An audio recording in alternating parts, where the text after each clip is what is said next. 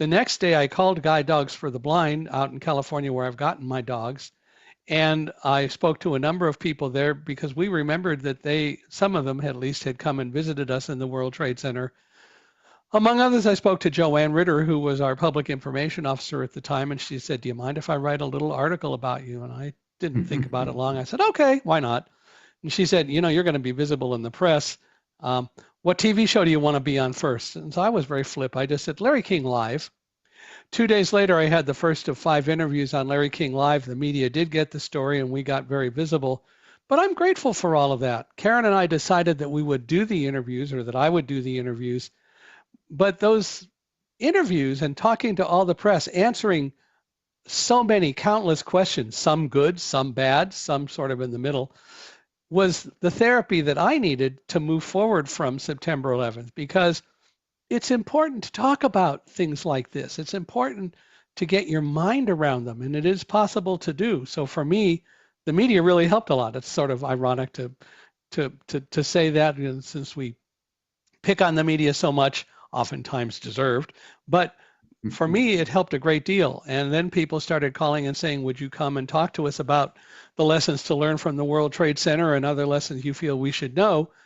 And that, by the beginning of 2002, became my career. I decided that selling life and philosophy was a whole lot more rewarding and satisfying and fun than managing a computer hardware sales team and selling computer hardware. So I became a public speaker, and Guide Dogs for the Blind asked if I would move back to California and be their spokesperson, which I did, and that lasted about 6.5 years. And then our third question, which transitions into what you just said in terms of changing careers and changing your approach to what you're doing. You have an impressive list of companies in many major industries have asked for your insights. For younger professionals hoping to follow in your footsteps, what do you recommend as an approach to getting started and getting out there?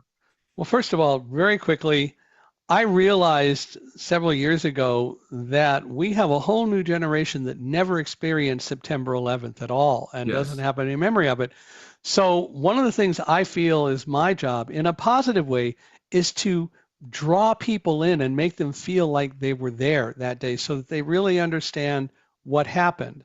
And I've learned a lot over the years. I learned that good salespeople always have stories to tell, positive, real stories, but they have to relate to people. So as a public speaker, that's what I do.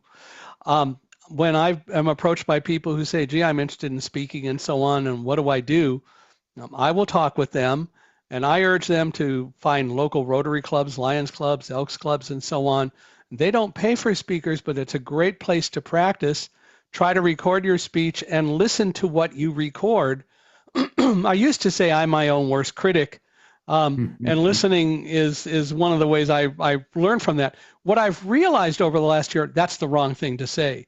I am my own best teacher, and listening to every recording that I do gives me the opportunity to learn. And I always learn from listening to myself. And so I want to do that. And I encourage people who haven't been speakers to do that. I encourage people to find stories, find ways to relate to audiences, learn about your audience when you're going to go to speak. Like I said, with Rotary clubs and so on, there's a lot of interest in business and so on, so there are a lot of things to do. But relate to your audience, monitor your audience. Don't lock yourself into a specific speech to the point where all you do is deliver that speech. I've seen some really boring speeches in my life, and all they're doing is reading information off of slides that they put up. I don't do that. I don't use slides at all, very deliberately. And I also customize every talk that I give because I believe that it's important to relate to the audience and do that by understanding from the event sponsor what they're looking for. I was approached a few months ago to speak at an event this past Tuesday, and originally I thought that it was just going to be about the World Trade Center story, but they had a specific issue that they wanted addressed because they were dealing with some legislative issues, and I had an opportunity in talking with them initially to talk about some things I'd done with the legislature in Massachusetts, and they said, "Would you tell us some of those stories?" Well, so I went down there. It was actually in San Marcos, Texas. And on Tuesday, I delivered my speech. And then they had another session where they wanted to teach their audiences about legislatures, how to deal with the legislature. And they said usually it's like pulling teeth to get people to go to that because they're afraid to talk to their state and congressional representatives and so on. They said, this is the first time, and it's after you spoke, that the room was totally packed and there was nobody in the other breakout sessions.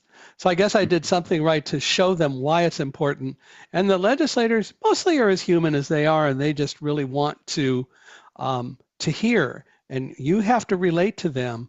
So it was great, and I very much enjoyed it and had a great time giving that speech. And I have others coming up. And, you know, for anyone who's looking for a keynote speaker to inspire and teach, I'm available to do that. And, you know, people are welcome to reach out to me at michaelhingson.com, but it is what I do. And I will customize every talk that I give.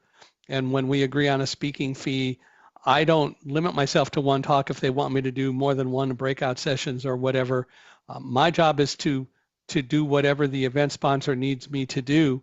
I'm a guest when I go there, and I'm not a prima donna or anything like that.